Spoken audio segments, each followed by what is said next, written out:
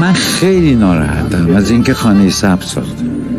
خیلی ناراحتم که تمام سریالایی که ساختم بابتش واقعا دلم میخواد یه روزی عذرخواهی بکنم، چون به مردم امید واهی دادیم که یک خانه میتونه سبز بشه، یه سرزمین میتونه سبز بشه، یه ده میتونه سبز بشه، آدم ها میتونن به شعور برسن، به فهم برسن. و همون موقع که ما این حرفا رو میزدیم یقین دارم یه عده به ریش ما میخندیدن و داشتن چمدوناشون رو پر میکردن که از این مملکت برن.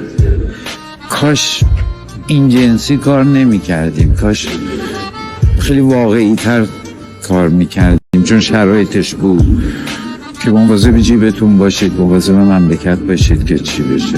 شاید ما در یه دوره زندگی کردیم که خیلی هپروتی بودیم. من یادم یکی از جرم‌ها این بود که شما پاتون رو زمین نیست، از کدوم کره اومدید؟ مثبت اندیشی یعنی چی؟ بعد شد یه سبک، شد یه سیاه. و چه فایده داشتیم مثبت اندیشی؟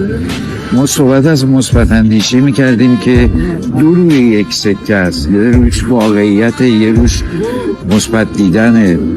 بعد فهمیدیم که مثبت اندیشی یعنی ماله بکشیم به همه چیز، که امروز دارن دوستان ما ماله کشی میکنن، توجیه میکنن دزدی ها رو، توجیه میکنن شرایط مملکت رو، قبه خیلی چیزایی که اصلا غیر قابل تصوره از بین میبرن. نسلی رو داریم به وجود میاریم که چجوری بهتون بگم، به ذهن دزدی، به فکر مملکت نبودن یه چیز خیلی طبیعیه و این نمیدونم چه جرمیه.